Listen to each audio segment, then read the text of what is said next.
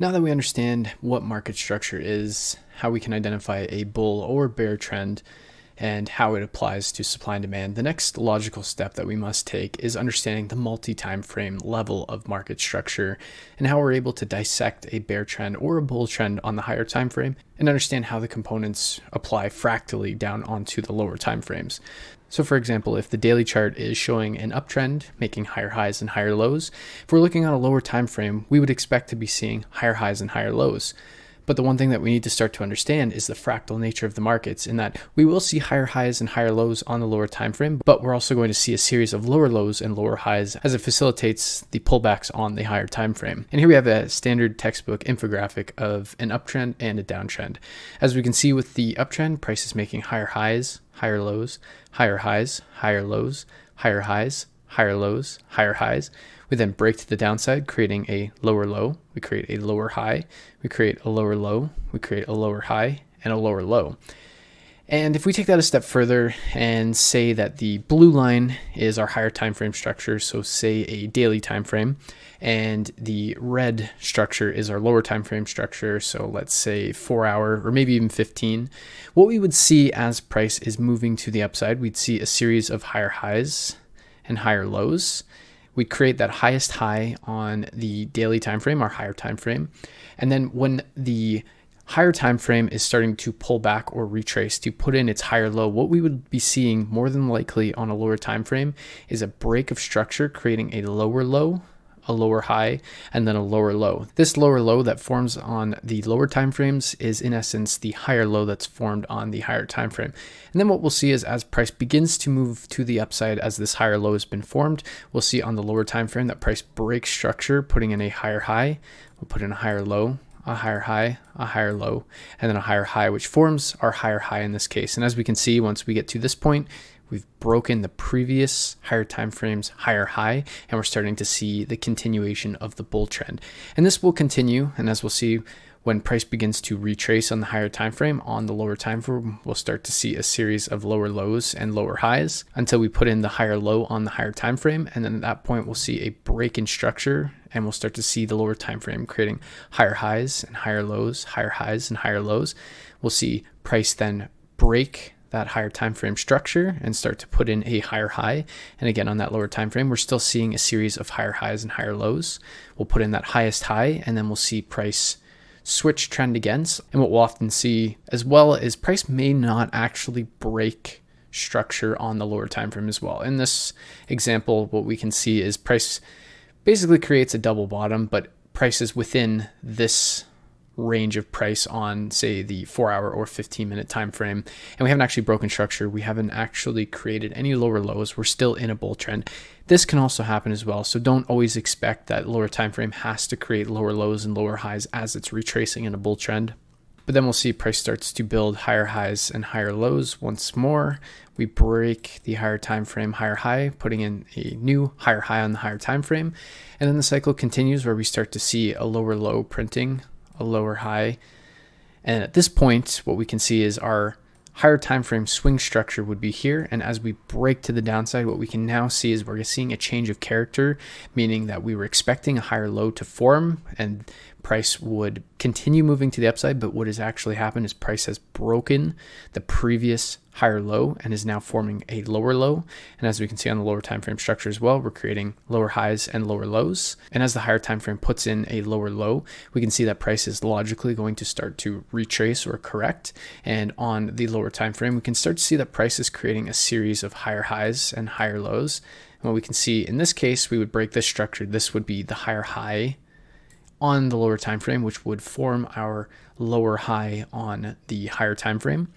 And then what we can see is price then starts to move back to the downside. We create a lower low, create a lower high, a lower low, a lower high, a lower low that breaks this previous low, confirming our bear trend, creating that lower low.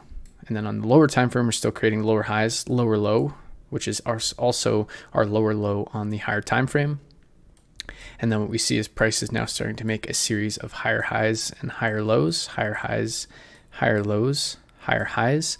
That creates now our lower high on our bear trend. Price then breaks to the downside, creating a lower low on the lower time frame, and then starts again the cycle of making lower lows and lower highs as it continues down on the bear trend. And this is what is happening conceptually on all time frames, because what essentially time frames are on a price chart are just a series of data that you can graphically depict using different time frames. The time frames itself are just data, different ways of viewing that data, which is why you can pick different time frames, and why if you're using TradingView, for instance, that you can start to look at custom time frames like 45 minute, 30 minutes. You can use 8-hour time frames, 3 hours, 2 hours. At the end of the day, the time frames in which you use are ultimately up to you in terms of what data you're hoping to gain from the chart. But one thing that I do strongly suggest when it does come to market structure, mapping market structure, and following a logical flow in market structure, it's best to pick a few time frames and follow them more specifically, because what will end up happening is if for a while you're using, say, the daily, the 4 hour, the 1 hour, the 15 minute, the 5 minute, then the 4, 3, 2, 1 minute, you're going to start just looking through time frames to essentially match whatever it is you're trying to find on the chart. Whereas if you have your main time frame, so me personally, I like to use the daily, the 4 hour, the 15 minute, and the 1 minute. Those are the time frames that I focus on, and those are the time frames that I watch. So anything else that's on there, I don't really concern myself with too much. I will also look at the weekly and the monthly for higher time frame understandings of what is going on, but the main time frames that I'm concerning myself with on a daily basis are the daily, the 4 hour, the 15 minute, and the 1 minute. And if I'm always locked in on those time frames and I'm constantly monitoring what's happening on the daily in terms of the higher time frame market structure, then looking at the 4 hour for the market structure, and then the 15 minute, I can build a solid understanding of what is happening on all time frames. If I know that the daily's in an uptrend, we've just put in a higher high and price is starting to pull back, I know realistically on the 4 hour and the 15 minute, what we would likely see is a downtrend, especially given if the range in price on, say, the higher time frame is large. That means the pullback in theory could be large. And if I combine that with supply and demand zones, map out where, in this case in an uptrend, where all the demand zones are that would in theory cause price to continue higher, I can then map out where logically higher lows would form. And if I'm using lower time frames and I know that price is making a series of lower lows and lower highs approaching my demand zone that I'm looking to enter on, then I can make higher probability and more informed trading decisions by using and understanding market structure. We're going to tie in market structure with how we go about looking for entries. We're going to piece all of this stuff together, but the main thing is understanding supply and demand, how it integrates with market structure, and then now understanding how all of the different timeframes can build that overall picture of market structure and how all of the trends that we're seeing are being built on all time frames. It's all happening fractally, meaning that it'll happen on one time frame, it'll happen on another time frame. Generally speaking, trends will start on the lower time frame, say the 1 minute, and build their way up. But at the end of the day, the direction that's easier to find, follow, and navigate is the higher time frame trend, because effectively what is needing to happen is if you see a trend change on the daily chart, for instance, it's going to take a few days to actually build what you would understand to be a trend change. Whereas if you're looking at a 1 minute trend, you can see price creating higher highs and higher lows for a few minutes, and then creating a series of lower lows and lower highs for a few minutes, and then creating more higher highs and higher lows, creating that uptrend. But then if we were to zoom out, maybe go to a 15 minute, then what we can see is that movement on the 1 minute was actually just an uptrend on a 15 minute, and fractally that's what was happening. We were seeing that uptrend, we were seeing that correction that was on the 15 minute chart, but it looked like a downtrend on the 1 minute chart, and then we started to see that uptrend again because the 15 minute began to make a new higher high, and vice versa with a bear trend. So this is something that's incredibly important to understand. It's something that fundamentally many traders understand, but they don't put as much emphasis in truly mastering and understanding how one time frame translates to another.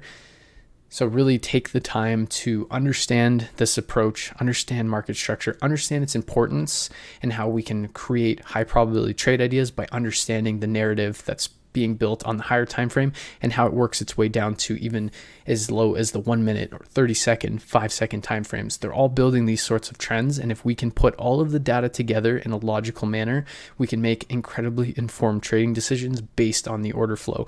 We start to throw in supply and demand concepts, and that opens up a world of possibilities on what the markets are ultimately going to be doing.